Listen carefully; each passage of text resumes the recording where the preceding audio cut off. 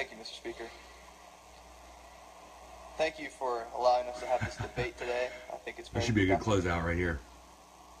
I must say that we've heard a lot of comments about the intent behind this amendment. You know, the intent is clear. It's to help people. That's what this is about. If the intent was to fully legalize it, well, we'd run a full legalization bill. At least we'd introduce one. This does not do that. Let's not fall for fear. Where is the fear? Just helping people. Why are we so scared to help people? That's exactly what this does. Let's not fall for that. Now, the gentleman in the 60s made a great point. He asked questions about PTSD, and I want to address that. So, I'll give you an example of what we're doing in West Virginia and why I think it's wrong.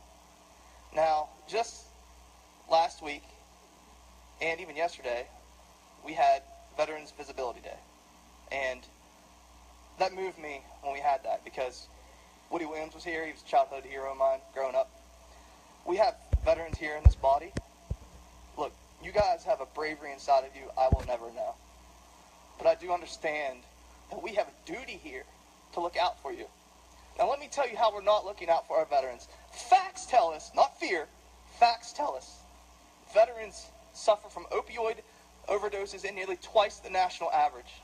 Twice.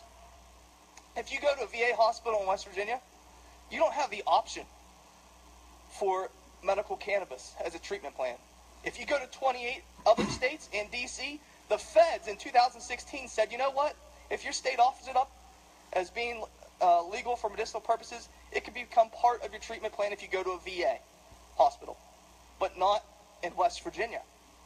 Not here. A state that sends their veterans away at one of the highest rates per capita in the entire country says when you come home, you cannot get the proper treatment that others are getting in 28 other states and in D.C. And the feds are saying it's okay. But we're not doing that here. We have a duty to make sure that the visibility of our veterans is not just on the House floor, not just when we clap for them, but when the door closes. That we're here lobbying for them every day. This amendment does that. We know we have a drug epidemic. It's no secret. That's not fear, that's facts. We have a drug epidemic. Just in 2016, West Virginia Statistics Center says 818 people died of a drug overdose.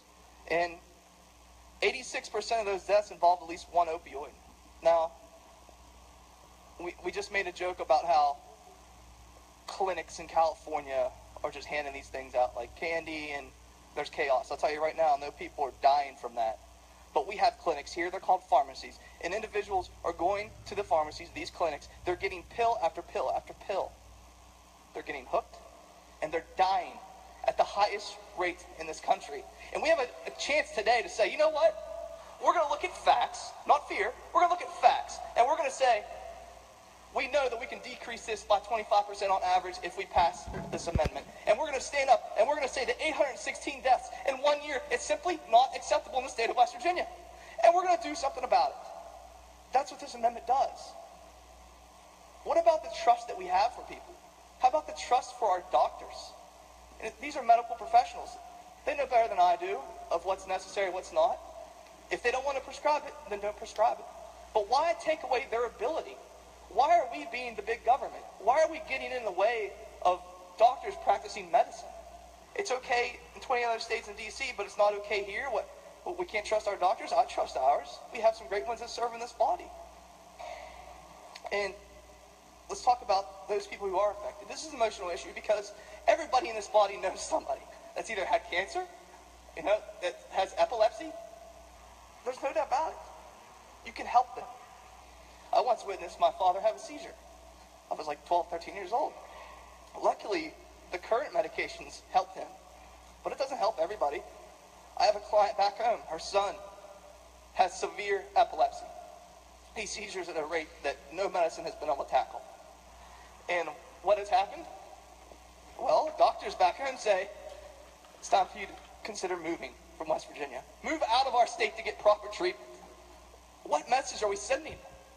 That's not a message for West Virginia. It's not a message for our veterans, for those who are suffering from cancer. I'm sure everybody in this body has probably attended a Relay for Life event. How can you show up knowing that maybe you're not doing your job here for those individuals? So we have a chance, Mr. Speaker. We have a chance today to say, enough's enough. We're going to fight the drug epidemic. We're going to not rely on the feds to govern us. We're going to govern ourselves. We're going to step up and do the right thing. And I hope that you follow suit and hit the green button. Thank you.